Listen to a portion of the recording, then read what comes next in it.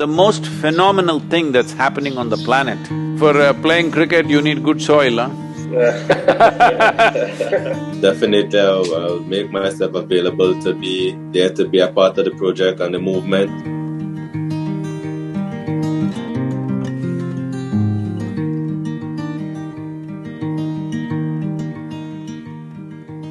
Namaskaram, good morning.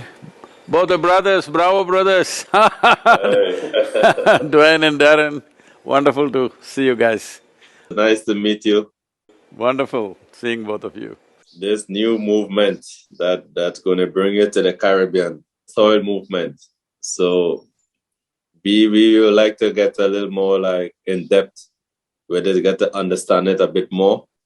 That this new movement that they want us to be a part of, that we also want to educate ourselves more about it, but also be the vessel and carrier for the message as well. To put it in simple terms, what has happened is just this. Unfortunately, in our so-called scientific approach to things, we are looking at everything as material. Soil is not material, it's like a living organism. In a handful of soil, there are over 5 to 7 billion organisms. And just like how our body functions, for example, in our body, over 60% of this body is actually microorganisms, only 40% is genetically, our parental cells which are within us, but 60% is microorganisms. See, the food that we eat, actually we cannot digest all by ourselves. We don't have the necessary enzymes and alkalines to digest this completely. Only because of the microbial gut microbes that are there, we digest food. How rich our gut microbe is, that will determine how well we digest things and how well we assimilate the food that we eat. The same is true with all the plants and trees. They cannot take the nutrients from the soil by themselves. They need the help of the microorganisms. There is a very complex, like a marketplace going on just beneath the soil. The plants are doing photosynthesis, taking carbon from the atmosphere, making it into carbon sugars and trading, very judiciously trading with the microbes, and they are also very astute marketing people. They won't give their wares of whatever nutrients they have, nitrogen, phosphorus, sulfates and other things they have, unless they get the right amount of carbon sugars. It is a very complex trading mechanism. The moment the plant has nothing to give, they will just cut off all the nutrients. That's how it is beneath the soil. It's a very complex process. But we are treating this like a bunch of chemicals. We think by throwing some nitrogen or phosphorus or urea or ammonia or something like that, everything will be fine. This is the mistake we have done in the last 50 to 70 years' time, and it is only in this period that this kind of damages happen. And the most phenomenal thing that's happening on the planet, which is also the source of our very life, is what we call as photosynthesis. Photosynthesis means a non-stop generation of energy and providing carbon for all life. When I say carbon for all life, all of us are carbon life, we are essentially carbon. That's why either you can become diamond or a coal, a piece of coal. A human being can shine like a diamond or end up like charcoal because carbon because anyway we're made of carbon. So all life that you know, plants, animals, insects, worms, birds, everything is carbon material. So this carbon exchange is happening at a phenomenal rate, and if this has to happen efficiently, what is called as photosynthesis must be on. Right now the problem with the world is either the land is plowed and left open or it is paved in the cities. Paving and plowing of the sands is the main thing. We cannot avoid paving where people are walking around in cities. Anyway, that paved area is getting larger, but still it is not large enough to cause climate change and all that. But the plowed area is nearly 70% or 72% of the world's land has been plowed and left open during seasons when there is no crop. That is the main damage, because first 12 to 15 inches of soil has all the life that sustains everything else. Only 12 to 15 inches of soil is responsible for 87% of the life on this planet, including you and me. We all come from just this much of soil. Everything is coming from there. But when you plow with machines and leave it open, the machines are plowing up to 12 inches plus, and it's completely destroying everything, leaving it open. The simplest thing that we have to do is bring maximum amount of green cover. Need not necessarily be forests, it can be cover crops, it can be weeds, it can be grasses, it can be anything. But there must be photosynthesis happening everywhere, only then the soil is continuously getting enriched. Otherwise, about 25 to 30 years of farming destroys most of the soils. Right now, according to UN agencies, more than 50% of the world's topsoil is gone. And we have topsoil only for another 60 to 80 crops on the planet, which is approximately 45 to 60 years. Every responsible scientist is saying that by 2045, we will be producing 40% less food on the planet and our populations will be 9.2 billion. Well, that's not a world you want to live in. Nor do we want to leave our children in that world, because on an average it's estimated 27,000 species, not organisms, 27,000 species of microorganisms are becoming extinct every year on an average. At this rate if we go, in 30 to 40 years' time we will reach a place where if you want to regenerate soil, it will take 150 to 200 years. But right now we are in a time, at a threshold of time, where if we do the right things now, in the next 15 to 25 years, we can turn back the world's soil in a significant way. That is why the urgency and that is why this movement. As you rightly said, the soil is the habitat for billions and zillions of lives. And I think as I told my brother some time ago, that God is not making any more land. So it's important that as human beings, we take stock of what is happening right now and try to make that drastic change as quickly as possible. With a simple policy change in all the nations, we are attempting a policy change in 192 nations across the world. See, right now, everybody is talking about what can I do, what can I do. Let us say you have 10 acres or 100 acres of land, you take care of it very well. But there is no guarantee the next generation will do the same thing, they may ruin it. There are no laws. There are no laws to say you have to protect the soil, you have to maintain the soil at a certain level of aliveness. So, there is no guarantee. So, policy change is very important because it should be enshrined in every country's policy that this is the way to manage your soil. Because soil is not our property, it is a legacy that's come to us from previous generations, and we have to pass it on as a living soil for the next generation. Otherwise, if you remove all the organic content, the world will be full of sand, there will be no soil. This is how deserts have happened. Right now, for example, Saudi Arabia means you think it's a total desert, but they're saying 10,000 years ago it was a rainforest. Can you believe that? It was a rainforest 10,000 years ago, and things happened and it's become a desert. See, to convert a desert into agricultural land, they're spending billions of dollars to turn this into agricultural lands, and they are doing it in a certain scale. But that is happening in one country where there is an enormous amount of money to be invested, but none of the other countries can ever think of investing that kind of money on small pieces of land to make it agriculturally productive. But the existing lands that we have, which is approximately about 51 million square kilometers, which we are using for agriculture across the world, this land, if you raise the organic content from its present level to 3 to 6%, with half the land you can produce the food that you're already producing. The food that you need for the world, you can produce it with 25 million acres of land, but we are using 51 million acres simply because soils have depleted and we are just trying to grow crops with salts, throwing chemicals and salts.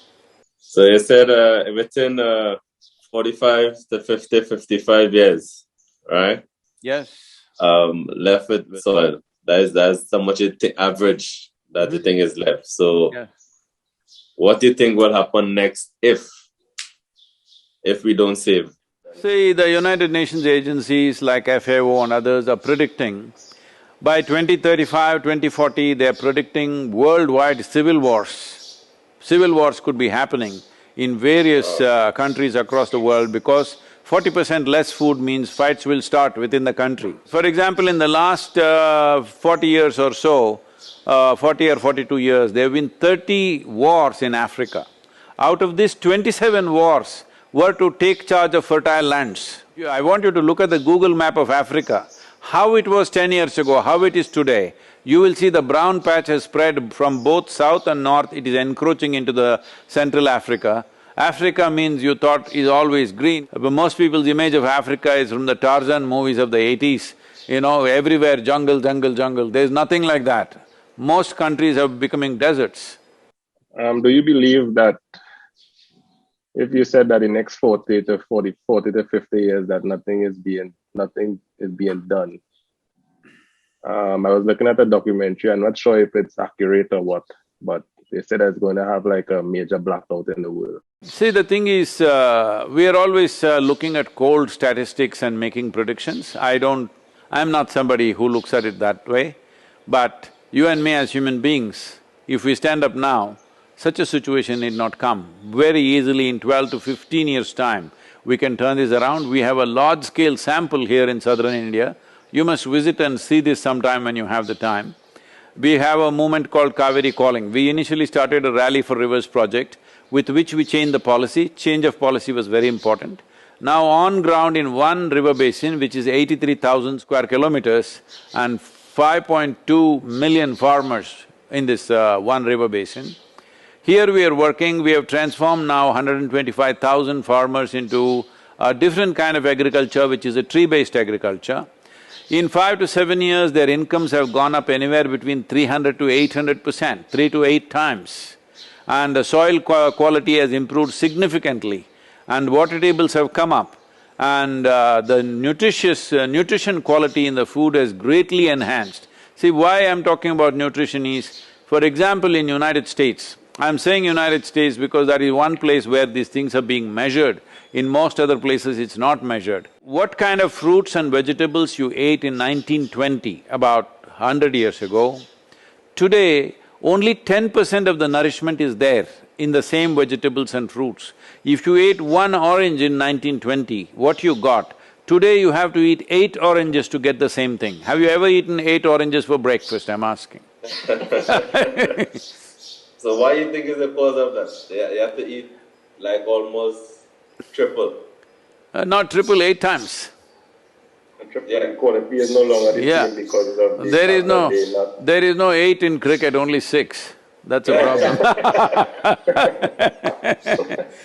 I saw a photo of you with the bat. Oh, really? playing a shot. I actually played more field hockey than cricket, so I was into the field hockey.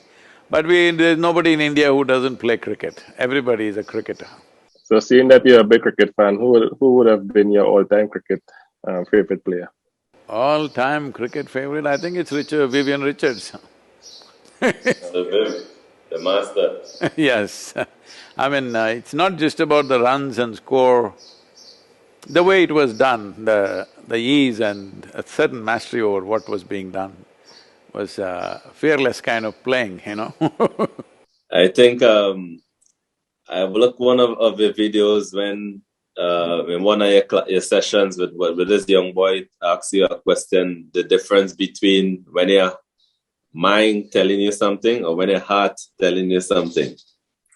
And that was very interesting the way how he answered, because you always hear people say, okay, do it from my heart, or my heart tell me this. But you said the only thing your heart do is go boo boo boo. That's it. Loved up is all it does. What they're trying to say is, should I decide something with thought process or with emotions? That's what they're asking. So, there are some aspects of life which you decide on the basis of your emotion. There are some aspects of life that you must decide with a clarity of thought. There is no this thing that everything has to be by thought. If you do everything by thought, you will succeed to some level, after that your life will be so dry. Juiceless kind of life you will live. But if you become all emotional, you could be one big mess. So both are needed. It's like, should I use when you're playing cricket, should I use my hands or my legs? Tell me.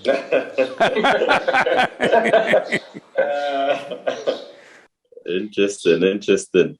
Okay, so I want to ask a personal question, right? Obviously, being a cricketer, you get a particular feeling of greatness and superior when, for example, you score a test 100 or you score a one-day 100 or whatever the case may be.